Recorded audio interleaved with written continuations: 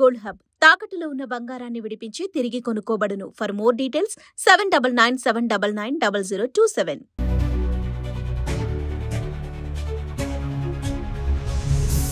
Hi viewers, welcome to ఆదన్ మరొకడం. నేను ప్రసాద్. సజ్జల ఇలాగే మాట్లాడాలి. ఆహా, ఎంత విడ్డూరం ఈ వీడియోలో తెలియజేస్తాను. ఎందుకంటే మాజీ ప్రభుత్వ సలహాదారులు సజ్జల రామకృష్ణారెడ్డి ఆయన కనుక ప్రెస్ మీట్ పెట్టి మాట్లాడారు అంటే అది ఖచ్చితంగా ఎవరికి ఉపయోగం అనేది నేను గత వీడియోస్లో కూడా చెప్పాను.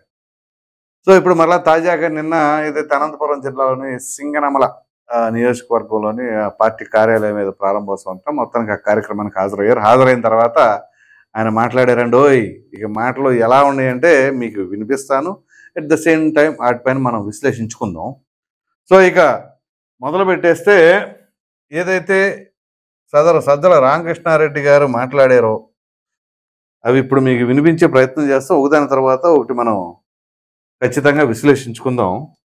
అలాగే ఎంత పార్టీ పడ్డాడో లాస్ట్ ఇయర్ ఆయన సంవత్సరంగా అది కూడా వాళ్ళ లెక్కలు వేసుకోవడానికి కూడా ఒక ఫార్మాట్ దాంట్లో ఖర్చు పెట్టి ఒక క్యాంపెయిన్ ప్రారంభమైంది. ఆల్రెడీ మన అధ్యక్షులు, మా ప్రియతమ నాయకుడు జగన్మోహన్ రెడ్డి గారు ప్రారంభించారు. మీకు చూశారు.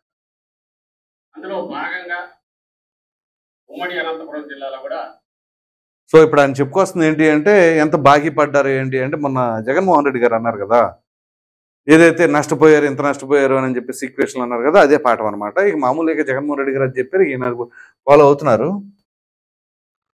ఈరోజు అది లాంచ్ చేస్తున్నాం. ఆ కార్యక్రమం కూడా ఇక్కడ అదొక మంచి సందర్భం. ఈ సందర్భంగా ఇక్కడ మీరందరూ వచ్చారు. ఏం మాట్లాడాలంటే నిజంగా అర్థం కావడం లేదు. ఎందుకంటే అర్థం కావట్లేదంట, ఆయనకి ఏం మాట్లాడాలో అర్థం కావట్లేదంట పాపం. ఎందుకో చూద్దాం. గతంలో మన ప్రభుత్వంలో ఉన్నప్పుడు 19 నుంచి 24 జగన్మోహన్ రెడ్డి గారు ఏమేమి చేశారో చిట్టా విప్పి చదవాలంటే రోజంతా సరిపోయారు. ఇప్పుడు చంద్రబాబు నాయుడు ఏమేమి చేయలేదు, అలాగే ఎలా మోసాలు చేశాడు, ఎంత దుర్మార్గంగా వ్యవహరిస్తున్నాడు, వ్యవస్థలన్నింటినీ ఎట్లా భ్రష్టు పట్టించారు. ఇందుకే విడ్డూరం అని పెట్టింది టైటిల్లో. జగన్మోహన్ రెడ్డి గారు 2019 నుంచి 24 మధ్యలో ఏమేం చేశారో చెప్పడానికి సమయం సరిపోదంట. నిజమే, ఏమేం చేశారో చెప్పాలంటే సమయం సరిపోదు. ఎందుకంటే ఒక చోట ఒక ఘటన కాదు, 2 చోట్ల 2 ఘటనలు కాదు, పలు చోట్ల పలు ఘటనలు, పలుమంది పైన పలుసార్లు అది జగన్మోహన్ రెడ్డి గారి హయాంలో జరిగింది. జగన్మోహన్ రెడ్డి గారి హయాంలో సంక్షేమ పథకాలు కాకుండా ఇంకొకటి ఏదైనా సరే ప్రజలకు ఉపయోగపడేలాగా చేసామని చెప్పానండి. అసలు వీళ్ళు ఇప్పుడు జగన్ 2.0 అంటున్నారు కదా, ఏం చేద్దాం అనుకుంటున్నారు? వీళ్ళకి ఏం చేస్తే వీళ్ళ ప్రణాళిక ఏంటి? మేము ఇదిగో వచ్చి పలానా చేస్తాం, ఇదిగో ఇది చేస్తాం అని చెప్పేసి వాళ్ళ ప్రణాళిక చెప్పమనండి. అసలు ఒక్కటన్నా సరే జగన్ 2.0 అంటే నేను ఇదిగో ఇది చేస్తా, ఏపీ ప్రజలకి ఇది ఒరగబెడతా అని చెప్పేసి చెప్పానంటే ఒక్కడు చెప్తాడేమో వైసీపీలో? ఒక్కళ్ళన్నా సరే ఇది చేస్తామని చెప్పేసి చెప్తారా? వీళ్ళు చేసేదంతా ఏం చెప్తారు తెలుసా?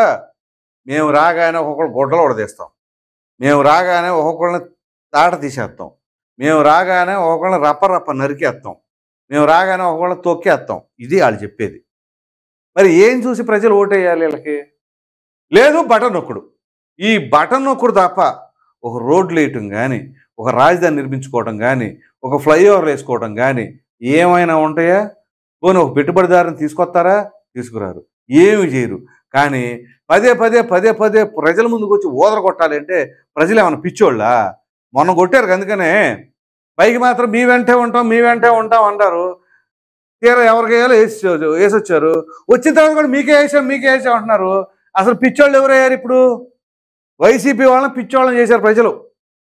మీ వెంటే ఉన్నాం, మీకే వేసామని చెప్పినారు కానీ ఇలా మీరు కావాలంటే క్రాస్ చెక్ చేసుకోండి. పదే ఈ మాటలు మాత్రం చెబుతూ ఉంటారు. ఇవి చెప్తూ పోవాలంటే వారమైనా సరిపోదు. జగన్మోహన్ రెడ్డి గారు 10 ఏళ్ళు 15 ఏళ్ళు ముందుకు తీసుకెళ్తే 5 ఏళ్లలో వాయమ్మో ఒకేసారి 15 ఏళ్ళు వెనక్కు సంవత్సరంలోనే తీసుకెళ్లగలిగిన ఘనత చంద్రబాబు నాయుడు సాధించిన. ఇవి ఒక్కటి చాలు కదండి ఆణిముత్యం. అందుకనే సజ్జల రామకృష్ణారెడ్డిని లోపలేయకుండా ఇలాగే బయట తిప్పుతూ ఉంటే అసలు బ్రహ్మాండంగా కూటమికి డోకా లేదు అని చెప్పేసి మనం ఒక వీడియో చేసుకున్నాం. ఎందుకంటే వీళ్ళు ప్రజలకు ఏం చేస్తారనేది చెప్పాలా. ఇప్పుడు జగన్మోహన్ రెడ్డి గారి హయాంలో 15 ఏళ్ళు ముందుకెళ్ళిందండి, 20 ఏళ్ళు ముందుకెళ్ళిందా? ఏ రకంగా వెళ్ళింది, ఏ విషయంలో వెళ్ళింది చెప్పండి, ఒక్క పాయింట్లో చెప్పనండి. ఏదో వాడాలి కాబట్టి ఆ డైలాగ్ వాడినట్టుంది, కానీ ఇదిగో మేము ఇది పలానా చేసాం దానివల్ల ఇంత అభివృద్ధి చెందింది. ముందుకెళ్ళటం అంటే ఏంటి? అభివృద్ధి చెందడమేగా. అసలు అభివృద్ధి అనే పదం వీళ్ళ డిక్షనరీలోనే లేదు. వీళ్ళు మేము ఇంకా అది చేసాం ఇది చేసామని చెప్పుకుంటా ఉంటే ఎలాగా? ఇప్పుడు విచిత్రమైన విషయం ఏంటి అంటే చంద్రబాబు నాయుడు గారు అధికారంలోకి వచ్చిన సంవత్సరంలోనే వెనక్కి వెళ్ళిపోయిందంట. ఇది మరీ విచిత్రం. ఇక్కడ చంద్రబాబు నాయుడు గారు అంటే అసలు ఏంటి తెలుసు కదా. ఓ ప్రక్కన మీరు మాట్లాడేది ఏంటి? హామీలు నెరవేర్చట్లేదు, బటన్ ఒకటి కార్యక్రమం జరగట్లేదు, సంక్షేమ పథకాలు ఇవ్వట్లేదని కదా. చంద్రబాబు నాయుడు గారు అడిగి దూరం అనే కదా మీరు చెబుతుంది. మరలా ఇక్కడ అభివృద్ధి పరంగా వెనక్కి వెళ్ళిపోయింది ఎలా అంటారు? సో ఇప్పుడు వీళ్ళకి అభివృద్ధి అన్నా సంక్షేమం అన్నా ఒకటే. అది ఏమిటి అంటే ఈ బటన్ నొక్కుడు కార్యక్రమం. సో ఆ బటన్ నొక్కుడు కార్యక్రమం కొంచెం లేట్ అయినా ఏమైనా జరగకపోయినా వెనక్కి వెళ్ళిపోయినట్టే. అంతేగాని ప్రజలకి ఉపాధి కల్పించాలి. అరే ప్రభుత్వం మీద ఆధారపడి బతికేది ఏంటి? సంవత్సరానికి 15,000 రూపాయలు ఏమి సరిపోతాయి? మీరు చైతన్యవంతులు కావాలి, మీరు మీ స్కిల్స్ డెవలప్ చేసుకోవాలి, మీరు మీ ఉపాధి మీ కాళ్ళ మీద మీరు నిలబడాలి.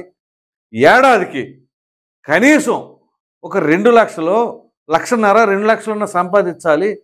అలా మీ కాళ్ళ మీద మీరు నిలబడాలని చెప్పాలి. కానీ 15,000 రూపాయలు మాత్రం మీకు వేయాలి. ఆ 15,000 కోసం మీరు ఎదురు చూడాలి బిక్కు బిక్కుమంట. ఏదో రైతులు గనక కొన్ని ప్రాంతాల్లో వర్షాల మీద ఆధారపడిన భూములు ఉంటాయి. ఇక ఎప్పుడు ఆకాశం వైపు చూస్తూ ఉంటారనమాట. దేవుడు కరుణించి వర్షం కురిపిస్తే పంటలు పండితే లేతలేదు. ఆ తరహాలో ప్రజలు ఉండాలి. వీళ్ళు ఇచ్చే 15,000 రూపాయల కోసమే.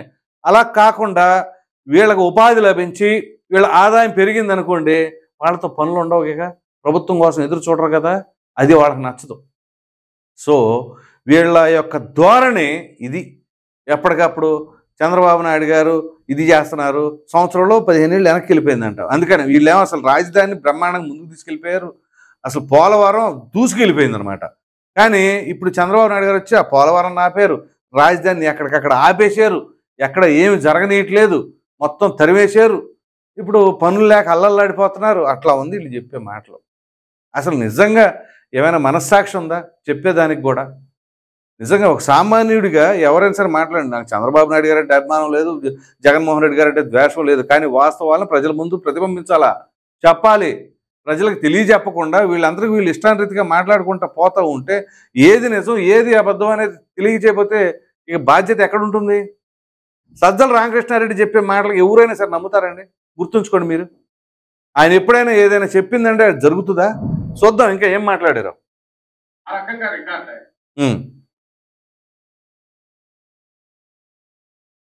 ఇది గిన్నీస్ బుక్ లో ఎక్కించవచ్చు కావాలంటే. బహుశా ప్రపంచ చరిత్రలో ఎవరు కూడా ఒక్కటంటే ఒక్కటి కూడా సరిగా అమలు చేయకుండా, ఒకటంటే ఒకటే ఎందుకంటే పెన్షన్ తో సహా ఆయన రాగానే పెన్షన్ ఇచ్చాడు. కానీ 5 లక్షల మందికి ఇప్పుడు జగనామం పెట్టారు. అది 10 లక్షలు 1000 సార్లు అంట. ఎవడో రికార్డు తీశాడు, 1, 2. ఇంకా మిగిలినవి ఏదీ లేదు, అమలు కాలేదు. ఇంకో పక్క ఇది క్వశ్చన్ చేయకుండా ఒక్క నిమిషం. ఇక్కడ ఇప్పుడు సజ్జల రామకృష్ణారెడ్డి గారు అనేది ఏంటంటే ఈ పెన్షన్లకు సంబంధించిన వ్యవహారం. అంటే లబ్ధిదారులు తగ్గించారు, లబ్ధిదారులను తగ్గించి ఇచ్చారు అని. లబ్ధిదారులను తగ్గించి ఒకవేళ జరిగింది అనుకోండి, ఆ లబ్ధిదారుడు వస్తారు, కార్యాలయాలకు వచ్చో లేదా సచివాలయాలకు వచ్చో అర్జీలు పెట్టుకుంటే పనులు అవుతాయి. లేదు ప్రజా దర్బార్ నిర్వహించారు కదా, గతంలో లాగా జగన్మోహన్ రెడ్డి గారు లాగా స్పందన అని చెప్పేసి స్పందించకుండా ఉండట్లేదు కదా, ప్రజా దర్బార్ అని పెడుతున్నారు, వాళ్ళ సమస్యలకు క్లారిటీ ఇస్తున్నారు. లేదు ప్రజావాణి కార్యక్రమాన్ని పవన్ కళ్యాణ్ గారు నిర్వహిస్తున్నారు, అక్కడికి వచ్చి తెలియజేసి అక్కడైనా సరే క్లారిఫై చేస్తారు. లేదు వాట్సాప్ గవర్నెన్స్ అని చెప్పేసి త్రూ వాట్సాప్ ఏదైనా ఇష్యూ ఉంటే పంపించండి, రిజాల్వ్ చేస్తామని చెప్పేసి అంటున్నారు. ఇన్ని మార్గాలు ఉన్నాయి. గత ప్రభుత్వంలో ఏ మార్గం ఉంది? మీ ఎమ్మెల్యేలకి మంత్రులకే దిక్కులేదు అక్కడ కలవడానికి ముఖ్యమంత్రి గారిని. ఇంక అట్లాంటప్పుడు ఇంక వీళ్ళేం మాట్లాడతారు? సో ఇప్పుడు ఎవరైతే లబ్ధిదారులను తగ్గించారో అన్నంటే నిజంగా అది కనుక ఉంటే వాస్తవ రూపంలో వెళ్ళండి సచివాలయాలకి, మాకు ఎందుకు పోయిందనే విషయాలు కనుక్కోండి. వీళ్ళు అంటే ప్రతిపక్ష పార్టీ కాబట్టి హోదా ఉన్నా లేకపోయినా వాళ్ళు మాట్లాడాలి కాబట్టి విమర్శించాలి కాబట్టి విమర్శిస్తారు. ఎందుకంటే అక్కడ షాకింగ్ విషయం ఏంటంటే 1000 రూపాయలు ఇమీడియట్గా ఇచ్చేసారు, విత్ ఎరియర్స్ 3 నెలల బకాయిలతో సహా ఇచ్చేసరికి అవాక్కయ్యారు. అరే చంద్రబాబు నాయుడు గారు ఈ తరహా మంచి కాదు కదా, ఇచ్చేసాడు ఏంటి, అరే రే మంచి వెపన్ పోయింది అనే ఉద్దేశంలో ఉన్నారా బహుశా. ఇక దాని తర్వాత దానిలో లూప్ హోల్స్ ఏదన్నా ఉందేమో, ఉన్నా లేకపోయినా ఏదో క్రియేట్ చేయాలి కాబట్టి చేశారా లేదా నిజంగా ఉందో అది ప్రజలు డిసైడ్ చేసుకుంటారు. సో ఇక నెక్స్ట్ పార్టీ ఎంత చూద్దాం. రోజుకు తెస్తే కనీసం 1000 సార్లు, మన ఏదో మీటింగ్ వల్ల జరిగితే 1000 సార్లు అంటే ఎవరో రికార్డు చేశారు, 1, 2, 3 అందరూ వక్తలందరూ మాట్లాడేది చేస్తే 1000 సార్లు జగన్నామ స్మరణ, జగన్ జగన్ జగన్. ఇంకా మనమే ప్రభుత్వంలో ఉన్నామేమని డౌట్ వస్తుంది వింటుంటే. ఇది మాత్రం కరెక్ట్గా చెప్పారు. డౌట్ ఉందంటే ఇంకా వీళ్ళు అధికారంలో ఉన్నారంటే ఇలా ట్రాన్స్లో ఉన్నారు ఒకటి, దానికి తగినట్టుగా వీళ్ళ నెట్వర్క్ బాగానే బిల్డప్ అవుతుంది. బిల్డప్ అవడం కాదు, జరుగుతుంది. ఎందుకంటే పోలీసులు ఎప్పటికప్పుడు సమాచారం ఇస్తున్నారు, ఇన్ఫర్మేషన్ ఏదైనా సరే. ఇప్పుడు ఆ సెంగయ్య మృతి కూడా అంతే కదా. సో పోలీసుల్లో మాత్రం మార్పు రాలా, ఇంకా వైసీపీ ఫ్లేవర్ అనేది 100% ఉంది. అది కూటమి ప్రభుత్వం యొక్క అసమర్థత, దాంట్లో ఎటువంటి డౌట్ లేదు. నేను సంకోచించట్లే ఈ మాట అనడానికి కూడా. కూటమి ప్రభుత్వం కొంత అసమర్థతగానే వ్యవహరిస్తుంది. సో అందుకని వీళ్ళ వ్యవహారాలు ఇంత జోరుగా కొనసాగుతున్నాయి. వాళ్ళ నెట్వర్క్ మాత్రం బ్రహ్మాండంగా ఉంది. సో దాని గురించే ఇప్పుడు వీళ్ళు ఇంకా అధికారంలో ఉన్నారు అనే ట్రాన్స్లో ఉన్నారు. మనం ప్రతిపక్షంలో ఉన్నాము, ఆయన ప్రభుత్వంలో ఉన్నాడు చంద్రబాబు నాయుడు, ఆయన ఇచ్చిన హామీలు అమలు చేయాలనే స్పృహ లేకపోగా ఇది ఎవరూ ప్రశ్నించకూడదు అనే ఉద్దేశంతో ఇప్పటికీ జగన్మోహన్ రెడ్డి గారి వ్యక్తిత్వ హనాన్ని లేదా ఆయన ఏ రకంగా బయటకు రాకుండా చూడాలి, లేదా ఆయన చుట్టూ ఉండే వాళ్ళని ఎట్లా జైళ్ల పాలు చేయాలి, ఆయన వెంబడి ఉండే లక్షలాది కార్యకర్తలను జైళ్లు పట్టవు లేకపోతే అందరినీ పెట్టాలని ఆయన కోరిక. ఎవరిని వేసినా సజ్జల రామకృష్ణారెడ్డి గారిని మాత్రం పంపించమండి. కూటమి ప్రభుత్వం వాళ్ళు నిజంగా మీరు కనుక అధికారం కంటిన్యూ చేయాలనుకుంటే సజ్జల రామకృష్ణారెడ్డి గారిని ఇలాగే చక్కగా హ్యాపీగా ఆయన వదిలేస్తే ఆయన పని ఆయన చేసుకుంటూ ఉంటాడు, ఇలా మీటింగ్లు పెట్టుకుంటూ ఉంటారు. అట్ ద సేమ్ టైం ఇక్కడ ఏంటి అంటే ఈ ప్రధానమైన అంశం జగన్మోహన్ రెడ్డి గారి నామస్మరణ చేయటానికి ఆయన ఏమి శివుడు కాదు, దేవుడు కాదు. కాకపోతే అక్కడ చేసిన డ్యామేజ్, రాష్ట్రం ఏ విధంగా పతనం అయిపోయింది, యువత ఎలా నాశనం అయిపోయారు. ఉదాహరణకి మెగా డిఎస్సి ఇస్తానని చెప్పేసి ఎర చూపించింది జగన్మోహన్ రెడ్డి 2019కి ముందు వైజాగ్లో అప్పుడు నిరసన కార్యక్రమాలు చేస్తున్నారు. ఏది అప్పుడు చంద్రబాబు నాయుడు గారు 2018లో డిఎస్సి వేస్తే 7,250 పోస్టులకు గాను దానికి ఆ పోస్టులు 23,000 పోస్టులు ఉంటే 21,000 పోస్టులు ఉంటే మీరు 7,000 పోస్టులు ఎందుకు వేస్తారని చెప్పేసి వాళ్ళు దీక్ష చేస్తే నిరసన కార్యక్రమంలో ఇదే జగన్మోహన్ రెడ్డి గారు జగ్గంపేట నియోజకవర్గ ప్రాంతంలో అప్పుడు ప్రజా సంకల్ప యాత్ర చేస్తా అక్కడ మాట ఇచ్చారు, నేను రాగానే మెగా డిఎస్సి వేస్తానని చెప్పేసి భీకరమైన గొంతుతో స్వరంతో అన్న జగన్మోహన్ రెడ్డి అటకెక్కిచ్చేశాడు 2019లో అధికారంలోకి రాగానే. సో మరి అప్పుడు యువత కొన్ని లక్షల మంది ఎదురు చూస్తున్నారు డిఎస్సి కోసం. వాళ్ళందరూ కలిసి జగన్మోహన్ రెడ్డి గారికి వంతపాడి ఓట్లేస్తే వాళ్ళని నిస్సిగ్గుగా మోసం చేయలేదా? ఒక్కొక్క అభ్యర్థి అంటే డిఎస్సికి ప్రిపేర్ అయ్యే ఒక్కొక్క స్టూడెంట్ విద్యార్థి వాళ్ళకు ఇంట్లో కుటుంబ సభ్యులు 4 ఓట్లు అయ్యి ఆ రకంగా కొన్ని 10 లక్షల మందిని వేసుకున్న 40 లక్షల ఓటర్లు. సరే అఫ్కోర్స్ అందులో కొంతమంది డైరెక్ట్గానే మీ పార్టీకి సంబంధించిన వాళ్ళు ఉండొచ్చు. కనీసం ఆ 10 లక్షల్లో 1 లక్ష మంది న్యూట్రల్స్ ఉంటే 4 లక్షల ఓట్లు అప్పడంగా రాలేదా డిఎస్సి అని ఎర చూపించి? మరి వాళ్ళల్లో ఎంతమందికి వయసు అయిపోయింది, ఏజ్ లిమిట్ క్రాస్ అయిపోతున్న వాళ్ళు ఎంతమంది ఉన్నారు? అది 2019కో 20కో క్రాస్ అయిపోతున్న వాళ్ళు. నిన్ను నమ్మితే 2024 వరకు డిఎస్సి వేయకుండా అదేమిటంటే 6,100 పోస్టులు ఇది చెప్తూ ఉంటారు. అది పెట్టింది లేదు, సచ్చింది లేదు, అసలు వేద్దామన్న చిత్తశుద్ధి లేదు. చేసి ఇవాళ వచ్చేసి వీళ్ళు మాటలు చెప్తా ఉన్నారు ఇక్కడ. పైగా జగన్నామ స్మరణ ఎందుకు, ఎవరికి అవసరం? జగన్మోహన్ రెడ్డి గారి పేరు ఉచ్చరించడానికి. అక్కడ చేసిన డ్యామేజ్లు ఆ రకంగా ఉన్నాయి. యువతగా చూస్తే ఓ ప్రక్కన ఉపాధి రాకపోగా, ఉద్యోగాలు వేయకపోగా గంజాయి బడ్డీ కొట్టుల్లో సిగరెట్లు దొరుకుతున్నాయి. ఆ రకంగా చేశారట. అది కాస్త ఇప్పుడు కోట ప్రభుత్వం ఇప్పటికీ ఆ గంజాయి మార్గాలు తొలగించలేకపోతుందే, అరికట్టలేకపోతుందే. ఇందాక అన్నది అందుకే అసమర్థత అన్నాను చూసారా, కూటమి ప్రభుత్వంలో కొంత అసమర్థత ఉంది అనేది. ఈ గంజాయిని ఇప్పటికీ అరగట్లేకపోవటం. ఇప్పటికే కొంతమంది యువత గంజాయి సేవించి రోడ్ల మీద తిరుగుతూ ఉంటే వాళ్ళు గంజాయి మత్తులో ఉండాలని ప్రభుత్వం మాట్లాడుతుంటే ఇంక ప్రజలు ఎవరికి చెప్పాలా? ఇది ప్రభుత్వం బాధ్యత కాదా? సో వీళ్ళు ఇంకా వచ్చేసి వీళ్ళే అధికారంలో ఉన్నారు అనే పరిస్థితుల్లో మాట్లాడుకుంటున్నారు అంటే దీన్ని బట్టి అర్థం చేసుకోండి.